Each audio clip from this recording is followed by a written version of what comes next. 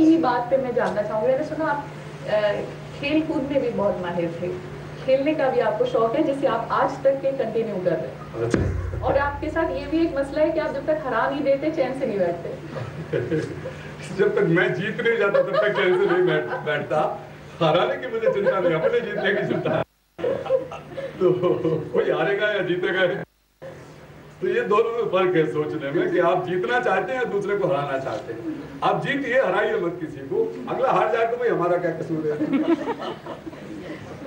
तो मैं पहले वो बात बता दूं, जब मैं 15 साल का था और पूरा देश महात्मा गांधी का जन्मदिन मना रहा था, और 100 साल हुए थे महात्मा गांधी को पैदा हुए 1969 में, 1969।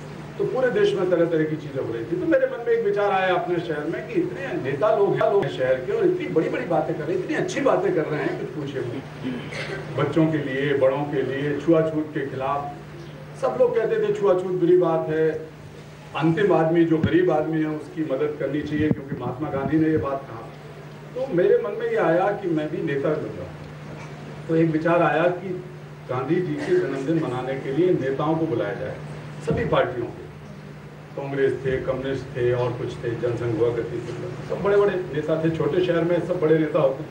तो उनको बुलाया कि भाई आप आइए और आप खाना खाइए, और दलित महिलाएं जो हैं, जो झाड़ू लगाने का, टट्टी साफ करने का काम करती थी उस समय, वो खाना पकाएंगे। तो मैं उन महिलाओं के घर गया, तो उन्होंने हाथ जोड़ के कहा भैया ऐसा तो कभी नहीं हुआ हमारे शहर में, तुम कैसी बातें कर रहे हो। मैंने कहा आप आएंगे, नेता लोग कितनी अच्छी बात कर रहे हैं, ये लोग दिल से बात कर रहे हैं, मैं उनसे बड़ा प्रभावित हूँ। फिर मैं नेताओं के यहाँ गया, वो तो किसी तरह मान गए। नेताओं ने कहा अच्छा हो तुम ही हो वो कैलाश, बुक बैंक वाले कैलाश, सब जानते हैं तुमको, तुम तो बहुत नए नए आइडिया लेके आते हो, अच्छा आइडिया, हम आएंगे। सब ने कह दिया, हर एक ने कह दिया आएंगे। रात को 7 साढ़े 7 बजे हमने अपना खाना पका लिया, थोड़ा चंदा इकट्ठा करके 5-6 दोस्तों ने, आलू और चावल। और गांधी जी का एक नया नया पार्क बना था, उनकी नई नई एक मूर्ति लगी थी उसके ठीक नीचे। 7:30 बजे तक कोई नहीं आया। हमने सोचा कुछ लेट हो गए होंगे। 8 बजे तक कोई नहीं आया। हम लोग साइकिल उठाकर फिर नेताओं के घर गए। तो एक ने कहा कि अरे वो तो निकल चुके हैं, उनके घर के लोगों ने कहा। दूसरे ने कहलवा दिया अरे आज उनका पेट खराब हो गया है, अब आ नहीं सकते, पेट खराब। किसी ने कुछ बहाने मार दिए। लेकिन हमने सोचा कुछ लोग जरूर आए। तो जब हम वहाँ पहुँचे तो बेचारी वो महिलाएं जिन्होंने खाना बनाया था वो चुपचाप इंतजार कर रही थी। 9 बज गया, 10 बज गया, कोई नहीं आया, 10:30 बज गए। और मैं वो गांधी जी की मूर्ति के पीछे खड़ा हुआ, फोन लेके मुझ में हिम्मत नहीं। मेरे आंसू भीतर ही भीतर घुट रहे थे। गुस्सा बहुत आ रहा था कि ये हो क्या रहा है, कितना बड़ा पाखंड है हमारे देश में। हम बोलते कुछ हैं, करते कुछ हैं, और हम जैसे जो आदर्शवादी बच्चे हैं वो प्रभावित होकर इनके चरण चिन्हों पे चलना चाहते हैं। फिर हमने करीब 10:30-11 बजे के करीब खाना खाना शुरू किया। तो मैं जब खाना मैंने उठा मैं और पहला खाना एक कड़छी से निकाल के, वो खिचड़ी जैसी थी, चावल आलू की, तो जब मैंने डाली तो मेरी दुख और गुस्से का बांध टूट गया, मेरे आंखों से आंसू आने लगे। तभी मैंने देखा कि पीछे किसी ने मुझे छुआ। वो हाथ अछूत कही जाने वाली एक माँ का था, और उसने कहा बेटा तू क्यों रोता है, तूने जो काम किया इस शहर में आज तक किसी ने नहीं किया, हमारी जिंदगी में ये काम कभी नहीं हुआ, तूने अपना काम पूरा कर लिया, तू खुश हो। तो मुझे बड़ा उस माँ के स्पर्श से मुझे एक बड़ा ताकत आई। कैलाश शर्मा से कैलाश सत्यार्थी कैसे कर हो गया? देखिए वो धीरे धीरे करके हुआ। जब मैं पहले दिन स्कूल गया तो वही शायद मेरी जिंदगी में एक नए सोच की शुरुआत थी, या यूँ कहिए कि मेरे आंखों से चश्मा उतरने की शुरुआत थी, या एक नए प्रकार का चश्मा चढ़ने की शुरुआत थी। जब मैं 5.5 साल का रहा हूँ, स्कूल के अंदर जब मैं घुस रहा था तो मुझे अपनी उम्र का एक बच्चा दिखा बाहर, अपने पिताजी के साथ जूते साफ करता हुआ, जूते गांठता हुआ। इससे पहले भी मैंने देखे होंगे बच्चे काम करते हुए, लेकिन उस दिन मैं देखा कि मैं तो जा रहा हूँ नया बस्ता, नया जूता, नए कपड़े सब कुछ पहन के, मेरे दोस्त भी इसी तरह जा रहे थे स्कूल के अंदर, और एक बच्चा बाहर टुकटुकी लगा के हमारी तरफ देख रहा है कि शायद हम उसे कोई काम देंगे, जूते साफ करने। हमारे जूते नए थे तो हम क्या कोई सफाई करने का या पॉलिश करने का काम देते।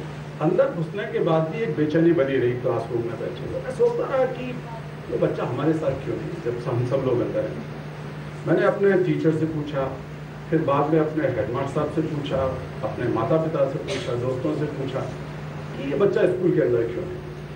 तो सब ने घुमा फिरा के एक ही बात मुझे समझाने की कोशिश की कि ये गरीब के बच्चे हैं, काम करते हैं, कोई नई बात नहीं है, तुम तो अपना पढ़ने लिखने में मन लगाओ, दोस्त बनाओ स्कूल में।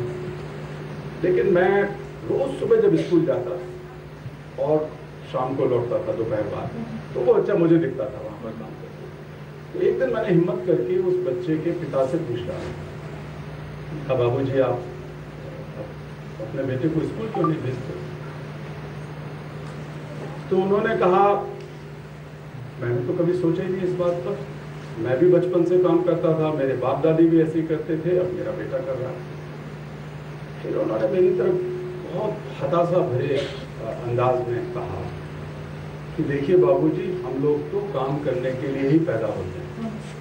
तो बहुत लोग ये सोचते हैं कि वो काम करने के लिए पैदा होते हैं, और हम भी सोचते हैं कि कुछ बच्चे दूसरों के काम करने के लिए, मजदूरी करने के लिए पैदा होते हैं। तो मेरे मन में एक गुस्सा भरता रहा। मैं हताश नहीं हुआ उससे, मुझे कोई समझा नहीं पाया, क्योंकि इस मुद्दे पर देश में विदेश में कहीं भी कोई काम नहीं होता था बाल मजदूरी के खिलाफ। और बहुत पुरानी बात है, 50 साल से ज़्यादा हो गया इस बात को। लेकिन मेरे दिल में, दिमाग में ये इतना गहरा घुसता चला गया कि धीरे धीरे करके मैंने चीज़ों को बदला। फिर एक घटना और सुनाता हूँ मैं नाम बदलने से पहले कि मैंने देखा जब मैं 11 साल का था कि बहुत सारे बच्चे स्कूल में पढ़ाई छोड़ देते हैं क्योंकि किताबें बहुत महंगी थी, सिलेबस। आपने लाइब्रेरी शुरू की? तो हाँ, तो मैंने उस समय सोचा कि ये किताबें बेकार चली जाती है जब हम लोग पास हो जाते हैं। तो मैंने अपने एक साथी के साथ मिलकर एक ठेला किराए पे ले लिया। जिस दिन हमारा रिजल्ट खुलता था, उस दिन 30 अप्रैल को रिजल्ट खुलता था, फिर नया छुट्टियां शुरू हो जाती थी। तो माता पिता ने पैसे दिए कुछ प्रसाद चढ़ाने के लिए या मिठाई बांटने के लिए। उस पैसे से हमने एक ठेला किराए पे ले लिया जो सब्जी बेचने का होता है। और मैं खड़ा होकर उस पर चिल्लाने लगा, बहनों, भाइयों, अंकल, आंटी, माता पिता, सुनो मेरी बात। तो लोग देखने लगे। हमने कहा, बधाई हो, आपके बच्चे आज पास हो गए हैं। ज़्यादातर के बच्चे तो पास ही हो जाते हैं, इक्के दुक्के की सब्जी मंशी आती है या फेल होता है। तो बधाई सुन के सब लोग खुश होकर बाहर निकले। फिर मैंने कहा कि देखो, लेकिन उन बच्चों के बारे में सोचो जो बच्चे स्कूल छोड़ चुके, क्योंकि उनके माता पिता के पास किताबों के पैसे नहीं थे। तो लोगों ने सोचना शुरू किया।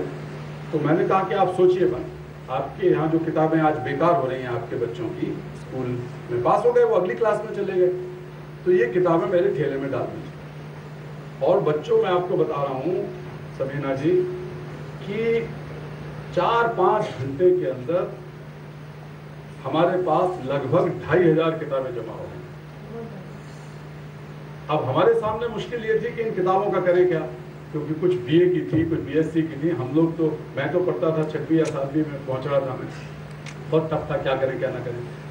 तो बल्कि 8वीं क्लास में, तो 8वीं के पहले की तो मुझे पता थी, बात की पता नहीं थी। तो हमने कुछ शिक्षकों से सलाह मशवरा किया और एक विचार मेरे मन में आया कि ये किताबें फिर बेकार चली जाएंगी, किसी को दे दी, साल भर बाद बेकार है, तो इन किताबों का एक बुक बैंक खोल दिया जाए।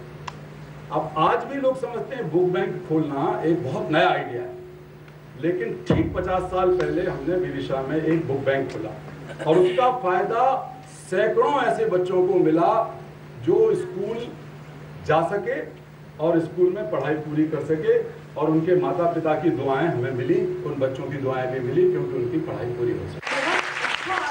इन लोगों को एक मिशन दे दिया, इनकी भी जो किताबें होंगी, तो अगली बार से फिर आप लोग जिस भी क्लास में जा रहे हो तो आपसे जो आपकी जो बुक्स हो वो आप कहीं ना कहीं डोनेट जरूर करें। बातचीत आपकी है ना, ये यहीं पर अगर हम इसको विराम दें कि 3D जो है, अगर आप ये सपना देखते हैं तो इससे बेहतर कोई सपना हो नहीं सकता, और उस पर अमल करें तो वो बहुत बेहतर। सपना देखें, अपने अंदर की और बाहर की ताकत को देखें और उस सबको मिलाते हुए सक्रिय हो, काम में लग जाएं। अभी से करें, अपना सपना पूरा करने के लिए इंतजार ना करें, अपने आप पे भरोसा करके जुट जाएं। मैं ऐसा करता रहा हूं, शायद ये 3 बातें मैंने समझी अपने जीवन से।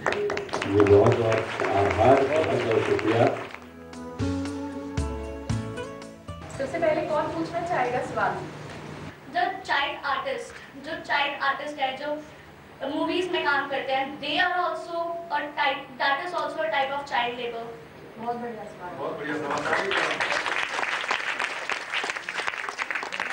आर्टिस्ट बनना कोई बुरी बात नहीं है, लेकिन आर्टिस्ट बनाने के नाम पर उन पर जबरदस्ती करना बुरी बात। कई जगह पर जो बाल संरक्षण आयोग है उन्होंने सख्त नोटिस जारी किए, जिसमें महाराष्ट्र का बाल संरक्षण आयोग भी है जो मुंबई जिसके अंदर आती है, और सबसे ज़्यादा मुंबई में ये काम होता है। दिल्ली में भी कुछ गाइडलाइंस दिए गए हैं कि इस तरह के जुल्म बच्चों के ऊपर ना किए जाएं आर्टिस्ट बनाने के नाम पर। तो यही एक चीज़ है देखने की कि आर्टिस्ट बनना बुरी बात नहीं है, लेकिन आर्टिस्ट बनाने के नाम पर बच्चों से मजदूरी कराना, एक तरह से मजदूरी, अगर उनको पैसा मिल रहा है तो, अगर बड़ा भारी पैसा उनसे कमाया जा रहा है, चाहे माँ बाप कमा रहे हों, चाहे टीवी वाले कमा रहे हों, चाहे कोई और कमा रहा हो, स्पॉन्सर्स कमा रहे हों, तो ये गलत है बच्चों के साथ। और एक ड्यू का एडमिशन स्टार्ट होंगे तो वहाँ पे एससी के लिए ओबीसी के अलग से सीट रिजर्व है कि उनका एडमिशन तो 60 पे हो जाएगा और जनरल वालों का 90 पे भी नहीं होता। क्या जनरल वाले बच्चे मेहनत नहीं करते? कई बार ये कोशिश करनी पड़ती है कि उनको दौड़ में आगे लाने के लिए हमें थोड़ी देर इंतजार करना पड़ेगा, लेकिन अगर वो एक पीढ़ी में सब लोग आगे दौड़ में बराबर में आ गए तो अगली पीढ़ी में सब लोग बराबर से दौड़ पाएंगे। तो हमें एक ऐसा मैदान बनाना है जिसमें जो पिछड़ गए हैं, जो 1000 साल से 5000 साल से पिछड़े हुए हैं, उनको भी किसी तरह आगे लाके खड़ा करना है, फिर आगे बढ़ते चले जाएंगे।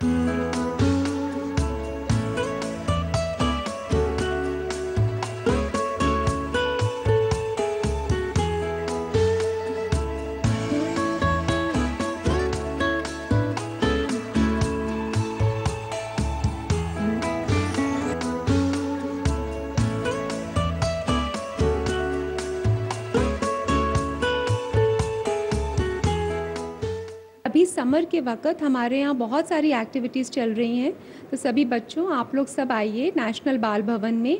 जैसे क्रिएटिव आर्ट्स है, परफॉर्मिंग आर्ट्स है, आपको मूवीज़ भी दिखाएंगे हम children film society of India के द्वारा।